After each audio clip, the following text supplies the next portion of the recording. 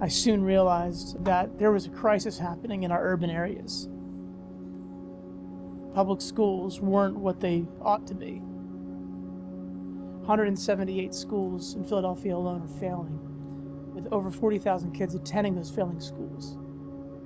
And failing means that these schools are performing in the bottom 15% of the whole state. So more than half of the schools in Philadelphia are considered failing. This crisis of truancy and low test scores was rampant in Philadelphia. Imagine you're a parent and you wake up and you have to send your 5 or 6 or 7-year-old to a school that the state tells you is failing. And that's your only option. What would you want to do for your child? Before we started the school, our youth community center was doing an after-school club, and they kind of did a survey of the community and found out that the one thing everyone in the community agreed on was the need for education. Drugs, bullying, and gangs combine for a distracting environment for many of our students who live in these neighborhoods. Abandoned buildings that attract squatters and drug trafficking often fill the streets that our students pass on their way to school. Litter is rampant. Many children are not allowed to play outside because their caregivers fear for their safety. These neighborhoods physically show the pain and lack of hope that ravages many economically disadvantaged urban neighborhoods. Seeing students struggle with those things outside of school and how it leaks into their whole life has been a really big challenge. This is a severe crisis, but that same demographic of students in low-income populations across Philadelphia attend our Christian schools with a far different outcome. So the only thing that keeps parents' kids in failing schools is they cannot afford to move their kids somewhere else. And as soon as they're given that opportunity, they do. My name is Drew Skinner, and I'm Executive Director of Children's Jubilee Fund. We exist to raise and distribute scholarship funds to provide access for low-income K-12 youth to attend Christian schools. In 1997, Dr. Jim Petty and a group of passionate volunteers decided to respond to an already growing crisis in Philadelphia. Petty, then a West Philadelphia resident and a church planner, learned from local families that Philadelphia's public schools were becoming destructive environments for students across the city. However, after starting a Christian school in West Philadelphia, he and others had seen that urban Christian schools worked for urban parents and students, creating positive outcomes for Philadelphia families. For 17 years, Dr. Petty, the board, and volunteers at Jubilee have worked to raise funds to distribute to a growing number of Christian schools.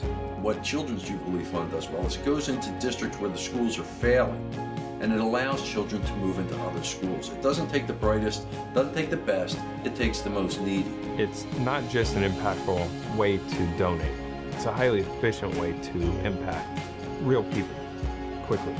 Currently, the Jubilee Fund helps with scholarships for 15 of our students, and I would have no difficulty in finding even more that would need the additional help. We have had many families who were not able to afford coming here. And when we get to tell them your tuition can be $25 a month for 3 kids, you know, we really had parents just break down crying or say they've been praying for years for this.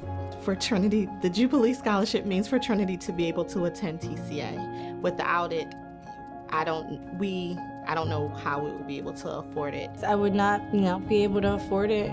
Being a single parent with 3 kids is very tough. The school is more expensive than what I could pay. So this Children's Jubilee Scholarship is just so great because it affords them the opportunity to go here. I've seen the impact of different scholarships in certain students. Donating through the Jubilee Fund has a tremendous impact on the life of a child. Here they're being trained not only in an excellent academic program, but they're being trained in such a way that they recognize that everything has as its source God's Word. This is a rare school where prayer is a real part of the classroom. And the teachers here have the freedom to speak into the children's lives in a spiritual way. And I just think that's such a rare thing that they're never going to get in a public school. The things that they teach you here, the morals and the values, they really can stick with you. just helps their faith going to a Christian school like this. So I would say like in chapel when we sing like different types of songs, I learn more by listening to the songs. You know, as a parent, you notice when your kids change. So they seem to be more focused and just, they respect me more, they listen more, they're more like well put together. And so a school like this, it becomes a light because our kids go home and tell their cousins and their parents about Christ. And this is one of the things I think that a Christian education does too. It brings people back into the neighborhood to raise the whole neighborhood and not just their own well-being. We're seeing it now where students are adults living on their own, people with worldviews that have been shaped and created, and drives and desires that are there now that weren't there before. And how can you say anything but it was worth it?